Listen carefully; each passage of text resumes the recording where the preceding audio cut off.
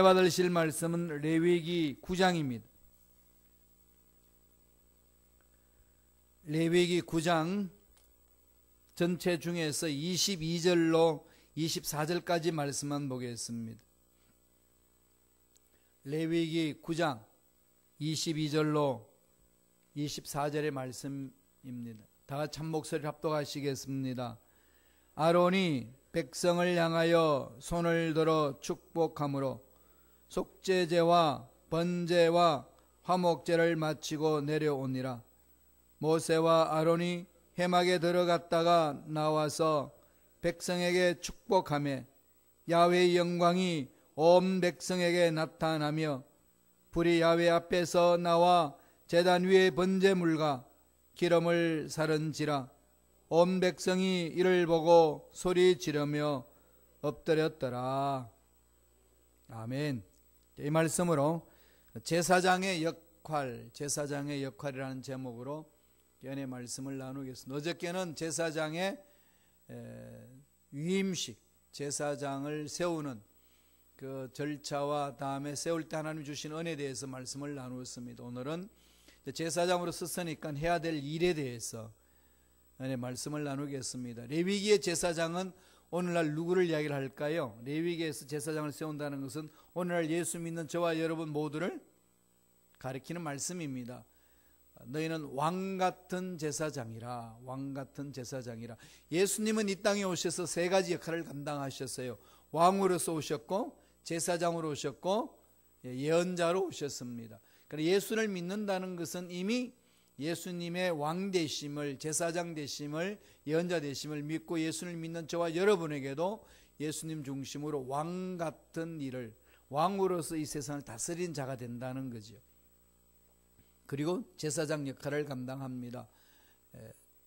죽어가는 영혼들을 살려내고, 또한 예언자가 된다는 것은 뭐죠? 예언자는 아버지 약속의 말씀을 받는 걸 말하죠. 아버지 약속의 말씀을 받아서 선포하는 것이 예언입니다. 미래를 점치는 것이 아니고, 그게 예언이 아니고, 성경에서 말은 예언자, 나비라는 말은 하나님의 말씀을 받아서 말씀을 선포하는 자. 참 예언자는 아버지 약속의 말씀을 받은 자죠. 약속의 말씀을 받지 않고 말하는 자를 거짓 예언자다, 그렇게 이야기를 합니다. 주의 종, 주의 종 그러면 두 종류죠. 목사로서의 주의 종, 또 평신도로서의 주의 종, 종의 개념입니다. 다 주의 종의 개념이죠. 주님은 주인이시고 로드이시고, 그 다음에 우리는 종입니다. 그래서 주님이 주여 주여 하는 자마다 천국에 오는 것이 아니라 내 뜻대로 행하는 자가 천국에 온다라는 거죠. 주여라는 부르짖는 순간에 주님은 내 인생의 주인입니다. 당신은 나의 로드입니다. 나는 슬레이브입니다. 나는 종입니다. 그 얘기하는 거죠. 주의 종과 다음에 노예, 주와 종의 관계, 이렇게 이루어지는 거죠. 그러니까 저와 여러분 모두는 다 종이에요. 주의 종. 목사로서의 주의 종이냐, 평신도로서의 주의 종이냐, 부르심이죠. 그건 부르심입니다. 어디에 써 있든지 우리 주의 종으로서 삶을 사셔야 돼요. 그 의식이 마음속 깊이 있어야 되는 거죠. 이것을 베드로는 왕 같은 제사장이다, 그렇게 이야기를 했습니다. 그래서 교회 공동체에서 각 직분을 줘서 직분대로 하나님 일을 할 수 있도록, 헌신할 수 있도록 그렇게 질서를 만들어가는 것이 오늘날 조직교회의 모습입니다. 그러면 저의 조직교회에서 종으로서 부르심을 받은 우리들은 어디로 집중해야 될까요? 오늘 레위기에 있는 제사장의 삶, 제사장이 어떤 역할을 하는지에 집중함으로써 내가 어떻게 살아갈 것인가를 깨닫는 거지요. 제사장으로서 해야 될 일들을 세 가지로 오늘 말해줍니다. 여러 가지 있겠지만은 큰 틀 안에서 지금 말씀드리는 거예요. 하나의 방향이고 구체적으로 해야 될 내용에 있어서 반드시 이것은 해야만 된다라고 하는 그 말씀입니다. 그러면 제사장이 해야 될 일이 뭘까요? 첫째로 속죄의 제사를 드려라. 죄사함을 받으라는 거죠. 하나님의 나라는 죄사함부터 시작합니다. 죄사함 받기 위해서는 어떻게 해야 되죠? 회개하는 거죠. 예수님이 오셔서 제일 먼저 선포하신 말씀이 뭘까요? 회개하라. 천국이 가까웠느니라. 예. 하나님 앞에 죄 짓지 않는 인간 아무도 없습니다. 그래서 이 죄를 끊어버리고 마귀의 종에서 벗어나서 하나님의 자녀가 되는 그 의식을 반드시 치료해야 됩니다. 반드시 치료해야 돼요. 결혼식을 했으면 반드시 호적에 등록을 하지 않나요? 그래서 예수를 믿는다는 것은 내 호적이 마귀의 호적이었다가 하나님의 호적으로 옮기는 걸 말합니다.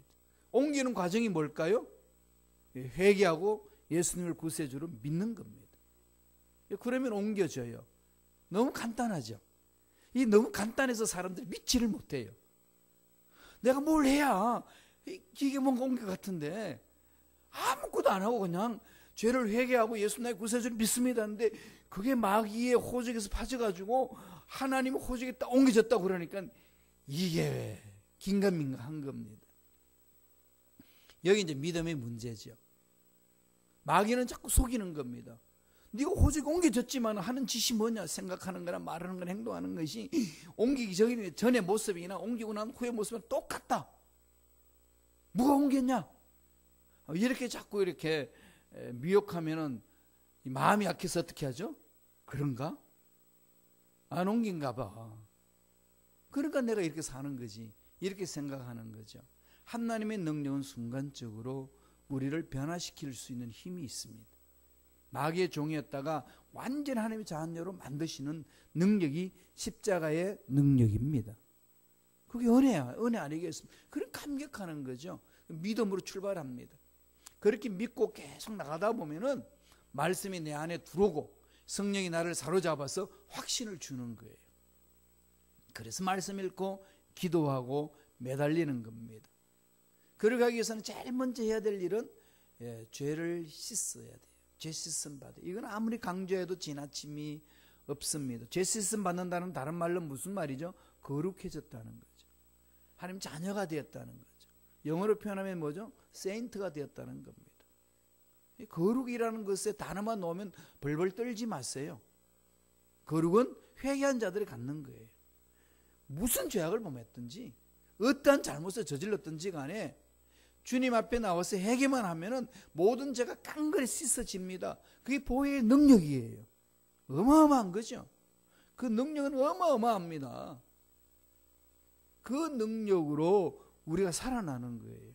자꾸 우리 생각으로 내 방법으로 내 경험으로 자녀가 되는 것을 생각하니까 그 은혜를 만끽하지 못합니다. 제일 먼저 이 부분이 가장 마음속에 깊이 자리 잡혀 있어야 됩니다.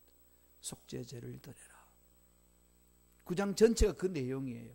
9장 15절 안 읽었습니다만 15절 한번 읽어볼까요? 레위기 9장 15절 읽습니다. 그가 또 백성의 예물을 드리되 곧 백성을 위한 속죄제의 염소를 가져다가 잡아 전과 같이 죄를 위하여 드리고, 그러니까 제사장의 주된 일은 백성들의 죄를 위하여 속죄 사역을 하는 겁니다. 죄 씻음 받도록 만들어주는 거죠. 이미 예수를 믿는다는 것은 목욕했다는 것이고, 목욕했는데도 여러분 손에 발에 때가 끼잖아요. 그거는 매일 씻어야 되잖아요. 아니면 화장실 갈 때마다 손은 씻어야 되죠. 예, 매일 씻어야 됩니다. 손만 잘 씻어도 웬만한 병에서 이겨낼 수 있잖아요. 우리는 날마다 이 흑암의 세력에 휩쓸려가지고 나도 모르게 좌충우돌하면서 이렇게 넘어지고 저렇게 넘어지고 이런 생각 저런 생각이 막 빠져있다 보면은 하나님께 죄 짓는 생각 말하는 게 행동이 너무 많습니다. 이럴 때는 어떻게 해야 되죠? 손을 씻어야 돼요. 손발을 씻어야 돼요. 회개하는 거, 자백하는 거죠. 예수 믿는 하나님의 자녀가 된 사람들이 지은 죄를 회개하는 걸 자백하는 것, 하나님께 토해내는 거죠. 이게 제일 먼저 제사장이 해야 될 일입니다. 초대교회가 세워질 때도 성령이 강하게 임함으로 주님의 제자들이 모여서 성령 받고 성령 인도하심을 따라서 방언도 말하고 막 성령 충만함을 체험해서 담대함이 생기잖아요. 그렇게 담대함으로 베드로가 일어나서 설교를 합니다. 외부 사람들 와가지고 도대체 너희들 술 취했냐? 무슨 이야기냐? 왜 이렇게 샬라샬라 그러고 이상한 말을 하느냐? 그렇게 말하니까 베드로가 딱 일어나서 이야기를 합니다. 성령 충만해서 말을 하니까요, 거기 찾아온 유대인들이 다 마음에 찔렸어요. 마음이 막 찔리는 거예요. 하나님의 말씀을 들으면요, 마음이 찔립니다. 이걸 착각하면 안 돼요. 목사님이 누구한테 내 이야기를 들어가지고 강단에서 나를 찌르고 있구나. 목사가 찌르는 게 아니고 성령께서 여러분 마음을 감동시키는 겁니다. 늘 그렇게 바라보셔야만 은혜 받을 수 있고 목사를 안 미워할 수 있고 신앙생활 제대로 할 수 있습니다. 그렇게 하지 않으면은요, 뭐 섭섭이가 들어와가지고 저 목사는 남의 이야기만 듣고 막 강단 올라가가지고 나를 난도질한다고. 그런 사람들이 있었어요. 여러분, 그럼 벗어나야 돼요. 그게 아닙니다. 마음을 감동시켜 주는 거 성령께서. 그럼 베드로가 성령 충만히 전하니까 막 찔리는 거죠. 그러니까 그때에서 그들이 묻습니다. 형제여, 우리 어찌할꼬? 그럼 어떻게 하면 되겠냐? 라고 물어올 때 베드로가 사도행전 2장에서 이렇게 말합니다. 2장 38절 보세요. 우리에게 동일한 말씀이죠. 다 같이 읽습니다. 베드로가 이르되 너희가 회개하여 각각 예수 그리스도 이름으로 침례를 받고 죄사함을 받으라. 그리하면 성령의 선물을 받으리니. 회개하면은 자녀가 되는 거고, 자녀가 됐다는 것은 거룩한 하나님의 자녀가 됐다는 것은 거룩해졌다는 것이고, 그 거룩함이 능력이 있는 것이고, 그러면 성령이 강하게 임하니까 이 험악한 세상 이길 수 있는 힘을 갖게 해주신다는 거예요. 주님이 분명히 말씀하셨어요. 사도행전 1장 8절 다 하시는 말씀이잖아요. 성령이 너에게 임하시면 뭐가 있죠? 너희가 권능을 받고 권세와 능력이 있습니다. 마귀를 물리칠 수 있는 권세가 있고 능력이 있습니다. 우리에게 있는 것이 아니고 성령의 충만함으로 임하는 거죠. 그 능력으로 직장생활하고 사업을 일으키고 자녀를 양육하고 가정을 꾸미고 교회를 섬기는 겁니다. 이거 없이 하면은요, 낭패예요. 이게 충만할수록 힘들고 어려워도 마음에는 기쁨이 있어요. 마음의 평안이 있습니다. 그게 신비예요. 이게 하나님 나라에서 맛보는 신비입니다. 그러니까 더 교회에 선신하고 싶고, 더 교회에서 함께 신앙생활을 하고 싶고, 더 말씀 은혜 안에 들어가고 싶은 마음이 생기는 거예요. 어려움이 있어도 이겨내고자 하는 그 마음이 있습니다. 교회 공동체에 보면은 힘들고 어려우면 떠나시는 분들이 있잖아요. 그렇죠? 많이 떠나셔요. 그럼에도 불구하고 지키시는 분이 있습니다. 남아 계시는 분이 있습니다. 얼마나 귀합니까? 예, 남아있는 분들 이야기를 우리는 귀담아 듣는 거죠. 그래도 교회를 공동체를 지키잖아요. 하나님은 그렇게 지키는 사람을 통해서 하나님 일을 하시거든요. 은혜입니다. 은혜 중에 은혜 아니겠어요? 그래서 우리는 떠난 사람들을, 남은 사람들이 하나님의 사랑으로 품어나가는 겁니다. 떠나는 게 자랑이 아니고 힘들고 어려워도 남아서 공동체를 지키는 것, 고귀한 거예요. 그건 하나님이 기억하십니다. 그러니까 여러분, 이야, 힘들고 어려운 과정을 지나왔는데 내가 남아서 이렇게 거울 앞에 가가지고 축복해 주세요. 너 잘했어. 너 정말 수고했다고. 예, 칭찬받을 만한 자격이 있어요. 남은 자를 통해서 하나님 일을 이루시는 거 명심하세요. 그러려면 먼저 죄 씻음을 받고 하나님 나라 속에 잠기셔야 돼. 그래야만이 떠나지 아니하고 교회 공동체 일을 할 수 있습니다. 제사장 할 일이 그 첫 번째 일이에요. 저와 여러분들 세상 나가서 그 사람들이 죄 짓고 죄책감에 빠지고 후죽거리는 사람들에게 이 죄 씻음 받을 길을 제시해 주는 거예요. 이 전도이지 않습니까? 세워주는 거죠. 교회 공동체 연약한 자를 세워주는 거고. 그런 건 우리 힘이 아니라 성령의 힘을 한다는 겁니다. 두 번째는 제사장이 뭘 한다는 거죠? 축복의 기도를 하라는 겁니다. 축복해 주라는 거죠. 축복의 기도입니다. 교회는 저주하는 이야기를 하는 곳이 아니고, 교회는 부정적인 이야기를 하는 곳이 아니고, 교회는 축복하는 곳입니다. 축복이 하나님을 만나기 때문에 입만 열면 축복이 나오는 거죠. 왜 그랬냐? 여러분 그렇게 하고 싶은 얘기 많죠, 그죠? 따지고 싶은 거 많잖아요. 왜 목사님 그러시냐고 따지고 싶죠. 목사님은 따지고 싶은 만큼 목사님도 성도들한테 똑같이 따지고 싶은 게 있어요. 똑같아요. 인간인데 다를 바가 뭐가 있겠어요? 그렇게 따지기 시작하면 그 따짐에 살아남을 사람 누가 있습니까? 그렇지 않나요? 그리고 우리는 어떻게 하죠? 제사장 할 일은 그런 거 하는 거 아니다. 축복하는 거다. 그러니까 입만 열면 축복하세요. 그죠? 입만 열면 얼굴 보고 빛이 난다고 그러고 주름살도 이쁘다 그러고 돈 들여서 파마했는데 그냥 파마 그게 뭐냐 그러지 말고 너무 아름답다고 이렇게 하셔야 돼요. 말씀을 볼까요? 레위기 9장 22절이에요. 다 같이 한 목소리 천천히 읽습니다. 아론이 백성을 향하여 손을 들어 축복함으로 속죄제와 번제와 화목제를 마치고 내려오니라. 아론이 뭐 어떻게 했다는 거죠? 백성을 향하여 뭐 했습니까? 손을 들어서 어떻게 하죠? 축복했습니다. 이거 축도하는 거하고 마찬가지죠. 제사를 다 드리고 나서 속죄제를 다 드리고 나서 이 아론 제사장이 대제사장이 한 게 뭘까요? 주여 이들을 축복합니다. 축복하여 주옵소서. 그리고 이 축복 기도를 드려야 돼요. 아무리 예배 드리는데 바빠도요. 축도를 놓치지 마세요. 그렇잖아요. 하나님이 마지막으로 이게 목사님을 통해 가지고 축복을 해주는데 받기 싫어 도망가는 사람이 있어. 뭐가 세상에 바빴어? 그러면 안 돼요. 축도까지 꼭 받으세요. 물론 목사가 하지만 아이고 저 목사가 무슨 그런 복을 주겠어. 그런 마음이 들지라도 목사 보지 말고 누굴 보셔야 되죠? 하나님. 보잘것없는 목사지만 하나님이 세워서 그 목사를 통해서 도구로 복을 내려주시는 거예요.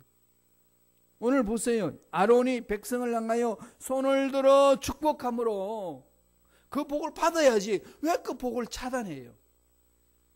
잘못됐지 않습니까? 예배 시간 여러분 정말 마음판이 세게 있어요. 꼭 끝까지 축도받고 떠나갔어야 됩니다. 그래야 온전한 예배를 드린 거예요. 다 하나님 말씀 들어놓고 복 주려고 그러니까 괜찮아요. 하나님 도망가는 사람. 괜찮긴 뭐가 괜찮겠어요. 엉망이지. 꼭 마음을 지켜서 주신 복을 붕비덤으로 받아 복을 받고 누리고 나누는 여러분 되시길 축원합니다. 어떤 축복을 해주는지 아시나요? 어떤 축복인지. 뭐 축복, 그죠? 복은 여러 가지 복이잖아요. 축복이 있습니다.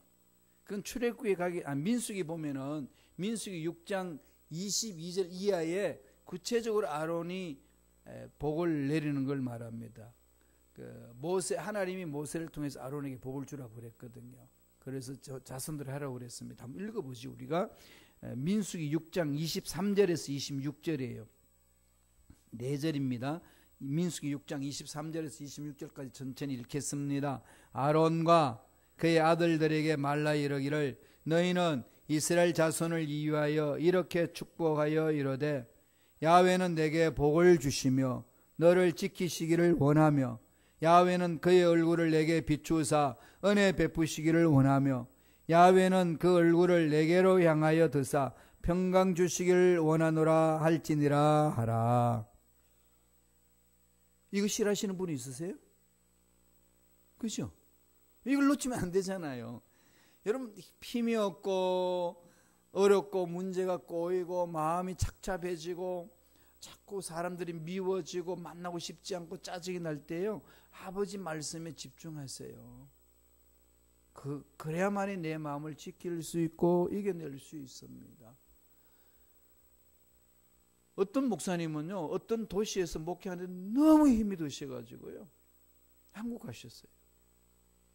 한국에서 큰 교회 목회를 하시고 이제 은퇴하셨는데 그 도시에서 목사님을 초청하면요. 목사님은 손살을 나 그 도시 부르지 마. 나 그 도시 생각만 하면 지가 나. 난 그 도시를 향하여 얼굴도 안 들어.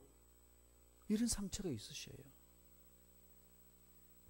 이게 마음의 상처요. 목사님이라도 치유 안 되면은요. 그 도시 자체 보기가 쉽지 않대요. 보고 싶지 않대요.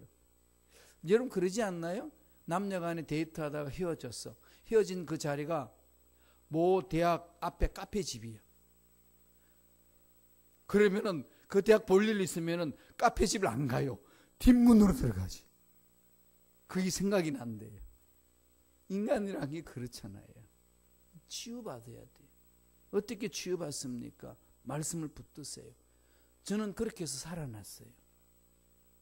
야훼는 내게 복을 주시고 너를 지키시기를 원하며 그의 얼굴을 내게 비추사 은혜 베푸시기를 원하며, 하나님이 원하시는 거는 복 주시고 지키시고 은혜 베푸시기를 원하는 거죠. 저주하기를 원하지 않습니다. 죄진 자 그냥 잡아서 죽이려고 원하는 하나님 아니에요. 자꾸 기회를 주고 건면하고 돌아오기를 원하는 거죠. 하나님 마음이에요. 그 마음을 체험하는 곳은 교회예요. 그러면 교회는 서로 축복하는 겁니다. 보면은 욕 잘하는 사람 앞에 너 왜 욕을 잘하나 그러지 말고, 옛날엔 욕을 10개 했는데 요새는 5개밖에 안 한다. 그죠? 5개나 줄였잖아요. 이게 어마어마한 거예요. 똑같이 욕하는 것 같지만요, 안 해요. 줄였어요. 그 방법 성장했어요. 성숙했어요. 전 그게 보여요. 잘 하시다가 딱 1년 한마디 욕해가지고 다 뒤집어 놓습니다. 그렇게 하는 거예요. 아유, 저분은 그냥 잘해나가다 저렇게 꼭 욕하면 산다고, 변하지 않는다고. 근데 그때 그래, 아니라고. 여러분 들어보셨나고, 욕하는 거. 이제 안 한다고. 이번에 꼭 한 번 넘어져서 딱 한 번 했는데 1년에. 여러분 이건요 엄청난 변화예요.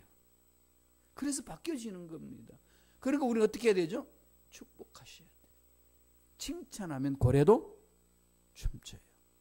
지치고 힘든 사람한테 왜 이것밖에 못해 이러지 말고요, 정말 잘 지켜줬다, 정말 잘 지켜줬다, 이거잖아요. 이걸 늘 여러분 마음속에 새기시고 이렇게 선포하셔야 됩니다. 사도 바울이 로마서 12장 14절 이런 말을 해줍니다. 오늘날 우리들에게 동일한 말씀이에요. 다 같이 읽어볼까요? 너희를 박해하는 자를 축복하라. 축복하고 저주하지 마. 우리 마음은 어때요? 박해하면은 저주하고 싶잖아요. 길거리 가다가 뒤로 넘어져서 뒤통수 깨져가지고 코도 깨져라 그냥. 이러고 싶은 게 인간이잖아요. 그죠? 예, 그럴 때도 있어요. 그 속을 다 하나님 앞에 와서 그러는 거죠. 그렇게 하라는 거죠. 속은 막 불불 끓는데 막 참느라고 그러지 말고 하나님 앞에 와서 토해내라는 겁니다. 그 사람 앞에 가서는 하지 말라는 거예요. 그런데 우리가 막 승질나면 그러잖아요. 막 기도해야 되는데 그 사람 깨달아야 되는데 깨닫지를 못한대. 그래가지고 그 사람 뒤에 가가지고 막 기도하는 거죠. 막 쫙 이 영혼이 깨닫게 하여 주옵소서. 그럼 뭐 기도가 되는 게 아니고 뭐가 되죠? 상처만 남습니다. 그렇게 하는 거 아니에요. 그 사람 앞에 가서는 축복하고 저주하지 말라는 겁니다. 이게 아버지께서 제사장에게 하라고 하신 말씀이에요. 제사장은 누구라고요? 예수 믿는 모든 사람. 기억하셔야 돼요. 마지막 세 번째로 또 제사장이 해야 될 일은 뭘까요? 하나님의 영광을 드러내라는 것. 하나님의 영광을 드러내는 거거든요. 아론과 이 자녀들이 제사를 다 드리고 났더니 하나님이 흡양하셨어요. 흡양하시고 나니까 하나님의 영광이 드러났습니다. 하나님의 영광이 드러났다는 게 무슨 말이죠? 하나님이 다 받으셨다는 거죠. 결과가 뭘까요? 우리 마음에 기쁨이 있고 평안이 옵니다. 말씀을 보실래요? 레위기 9장 23절입니다. 다 같이 우리 한 목소리 천천히 읽겠습니다. 모세와 아론이 회막에 들어갔다가 나와서 백성에게 축복하며 야훼의 영광이 온 백성에게 나타나며. 야훼의 영광이 온 백성, 이게 무슨 의미일까요? 영광이 백성에게 나타났다. 그 말은 하나님이 임재하셨다. 하나님이 응답해 주셨다. 하나님이 백성들의 마음을 받아주셨다. 결과는 마음에 평강이 임해요. 환경은 하나도 안 바뀌었는데 문제는 쌍더미 같이 있는데 이로 말할 수 없는 평강이 내 마음을 사로잡습니다. 떨림이 있는 거죠. 황홀감이 넘쳐나는 겁니다. 그래서 하나님의 영광을 백성들을 보고 하나님을 높이는 거죠. 사도 바울이 고린도 교인들에게 편지하면서 권면하기를 하나님의 영광에 집중하라고 했습니다. 이건 저와 여러분에도 동일한 말씀이에요. 우리 고린도전서 10장 31절 한번 읽어보겠습니다. 다 같이 한 목소리 읽습니다. 그런즉 너희가 먹든지 마시든지 무엇을 하든지 다 하나님의 영광을 위하여 하라. 하나님의 영광을 위하여 하라. 힘들고 어렵고 짜증날 때요, 하나님의 영광을 자꾸 사모하세요. 이 말은 하나님 임재를 사모하세요. 하나님 만져주시면 되거든요. 여러분 혼자서 몸부림친다고 되는 거 아니에요. 아시잖아요. 내 계획대로 되는 거 있던가요? 세상은 계획대로 되지 않습니다. 그래서 늘 후회가 있잖아요. 돌아보면 그러지 말았을 걸, 이랬으면 좋았을 걸, 늘 그런 마음이 가득 찹니다. 저는 그래서 후회하지 않아요. 왜? 선택이 완벽했기 때문에 후회하지 않는 게 아니고, 후회는 후회일 뿐이지 변화된 거 하나도 없더라고요. 그리고 제가 돌아보니까 지금 다시 그 상황에 돌려줘도 그렇게 선택할 수밖에 없었을 거예요. 그게 나니까. 그러니까 그건 돌아보면서 후회할 일 없습니다. 그럼 뭐 해야 되죠? 지금 여기서 뭘 해야 될 건가? 이것만 생각해 주셔야 돼요. 지금 여기에서. 그러잖아요. 여러분 우리 교회 공동체가 옛날에 어땠다, 재정이 어땠다 아무리 이야기해도요, 저는 와닿지 않아요. 왜냐하면 그런 걸 제가 왔을 때는 우리 교회 공동체 그러지 않았기 때문에. 아시나요? 제가 처음 왔을 때 우리 교회 공동체, 순범식교회 공동체는요, 저한테는요 65대 65 목사님, 담임 목사님을 할 거냐 말 거냐 그때 할 때 여러분요 65명 이 동수가 돼가지고 딱 끝냈어요. 그걸 저한테 보고왔어요. 130명이라고. 그걸 끌어안고 여기 왔습니다. 순범식교회 성도는 저희 130명이었고요. 돈은요 마이너스였어요. 교회 재정이. 그게 제가 체험한 순범식교회 교회입니다. 그래서 저한테 성도가 얼마나 많았다, 돈이 얼마나 많았다 아무리 이야기해도 머리 하나도 안 돌아요. 왜냐하면 나는 안 그랬으니까. 나하고 다른 거예요. 그건. 그죠? 다른 세상을 나한테 아무리 이야기해도요, 그건 안 들어와요. 내가 경험한 건 이건데. 그럼 어떻게 하죠? 저는 그럼 하나님 여기서 제가 어떻게 해야 합니까? 이거잖아요. 우리 삶은 그러지 않나요? 지금 이런 거죠. 연세 드셨고 힘들고 어렵고 은퇴하셨고 여러 가지 일이 있고, 이걸 가지고 내가 젊을 날이 이래서 이랬다, 이거 한탄해봐야 지금 현재 고칠 건 뭐가 있나요? 없습니다. 뭐 해야 되죠? 지금 여기서 직시하고 어떻게 해야 됩니까? 하나님, 이거 묻는 거죠. 이것 가지고 하나님께 매달리는 겁니다. 그거 아닌가요? 전 그래서 버텨왔어요. 하나님, 내가 이걸 체험했는데 여기인데 이런 말 저런 말 많이 하는데 지금 제가 체험한 건 이것밖에 없습니다. 지금 어떻게 해야 됩니까? 뚫고 가는 거죠. 그러면서 늘 제 마음속에 새기는 건 절대로 과거에 후회하지 말자. 그리고 지금 여기서부터 하는 게 나아가자. 그러니까요, 마음도 편안해지고 사람도 안 미워지고 무슨 말을 해도 그 걸러서 들을 수 있고 앞으로 미래에 대해서 꿈을 꿀 수가 있고 일어설 수 있는 용기가 생기는 거예요. 해보자 한번. 힘들고 어려운 상황이지만 한번 해보자. 살아계신 하나님이 계시는데, 전능자 하나님이 계시는데, 이 하나님을 체험한다면은 죽은 자도 살리시고 없는 것도 있게 하시고 바랄 수 없는 중에 바라고 믿게 하시는 하나님인데, 그걸 내가 여기서 체험하지 못한다면 내가 믿는 하나님 어디 계신단 말입니까? 이게 막 가슴에서 막 불타오르는 거죠. 이런 게 바로 하나님께 집중하는 것, 하나님의 영광을 드러내는 삶이에요. 하나님의 영광을 드러내는 삶. 무엇을 하든 하나님의 영광을 드러내는 것. 영광이라는 것은 세 단계로 이야기할 수 있어요. 하나님의 영광은 하나님 자체가 영광이에요. 본체 영광이잖아요. 태양 자체 빛나는 것처럼.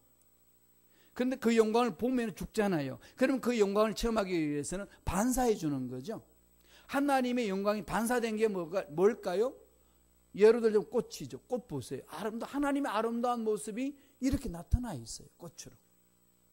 하나님의 아름다운 성품이 예수 믿는 저와 여러분 통해서 드러나는 거예요. 그래서 하나님의 성품, 피조물, 세계 이런 걸 통해서 하나님 어떤 분인지를 영광을 알게 되는 거죠. 본체 영광을 피조된 세계를 통해서 알게 됩니다. 그러면은 그런 걸 통해서 우리는 뭐하죠? 체험하는 거죠. 아하, 이게 하나님의 영광이구나. 그러니까 내 삶을 통해서 하나님의 영광을 드러내는 거죠. 그러니까 우리 입에 입만 열었다면 뭐하죠? 힘들고 어려워도 주저앉지 아니하고 일어서는 겁니다. 하늘을 바라보는 거예요. 하늘을 바라보면서 나아가는 겁니다. 하나님이 만지시면 될 줄로 믿습니다. 하나님 그 영광을 드러내기를 원합니다. 하나님 위대하심이 나타날 줄로 믿습니다. 그래서 교회 오면요, 부정적인 생각도 하지 말고 말도 하지 마시고 그런 눈빛도 보내지 마시고요, 늘 축복해 주시고 보호해 주시고 높이시고 이끌어 주시는 하나님을 바라보면서 그렇게 축복된 말을 하며 사시기를 간절히 축원합니다. 네, 우리가 할 일이에요. 이게 제사장이 할 일이라고요. 그 세상 사람들하고 달라야죠. 문제 있을 때에 좌절하고 낙심하는 건 예수 믿는 사람이든 안 믿는 사람은 동일히 알 수 있지만 믿는 사람은 일어서는 거 아니겠어요? 욕하고 싶은데 똑같이 욕해주고 싶지만은 우리 입이 똑같은 입이에요. 목사 입이라고 다르지 않아요. 그래서 목사 입도 아주 욕 잘하는 입이 있어요. 그러고 싶어도요, 안 하는 거 아니겠어요? 그죠? 하나님의 영광을 드러내고. 이게 바로 제사장의 역할이라는 겁니다. 세 가지로 축약해 줍니다. 첫째로 뭐라는 거죠? 은전은 죄 씻음을 받아라. 그리고 서로 축복하라. 하나님의 영광을 드러내라. 이게 제사장 위임하고 나서 제사장이 부여해 주시는 역할입니다. 따라서 저와 여러분들이 예수 믿고 나서 왕같은 제사장이 되었기 때문에 저와 여러분들도 여기 순종하며 사셔야 됩니다. 그게 하나님을 섬기면서 사는 자의 삶입니다. 그럴 때에 하나님 예배하신 복이 저와 여러분 삶에 넘쳐날 줄로 믿습니다. 기도하겠습니다. 하나님 아버지, 감사와 찬양을 드립니다. 오늘도 우리에게 귀한 생명을 허락하여 주시고 하나님의 귀한 은혜가 넘쳐나게 도와주시고 승리의 기름 부심 있게 해주시니 감사합니다. 말씀 안에서 우리 마음을 사로잡게 하여 주시고 말씀 안에서 새 힘을 얻게 하여 주시옵시고 말씀의 능력으로 언제나 은혜를 체험하고 능력을 체험하고 힘있고 능력있게 살아가는 우리가 될 수 있도록 축복하여 주시옵소서. 나사렛 예수 이름으로 무르면 우리 기도를 방해하고 믿음을 방해하는 모든 허감의 세력은 떠나갈지어다. 현실을 직시하게 하시고 현실을 통해서 좌절하고 낙심하는 자가 아니라 하나님의 능력을 믿음에 일어서는 믿음의 일꾼, 용기 있는 일꾼이 될 수 있도록 축복하여 주옵소서. 은혜 감사 예물 드립니다. 예물 드린 손길을 기억해 주시고 30배, 60배, 100배, 1000배, 만배의 복을 받아 누리는 멋진 삶을 살아가는 일꾼들이 되게 역사하여 주옵소서. 하는 일들마다 잘 되는 복된 손길이 될 줄로 믿습니다. 예배하신 놀란 복으로 충만하게 채워 주옵소서. 감사하옵고 예수님 이름으로 축복하며 기도드리옵나이다. 아멘.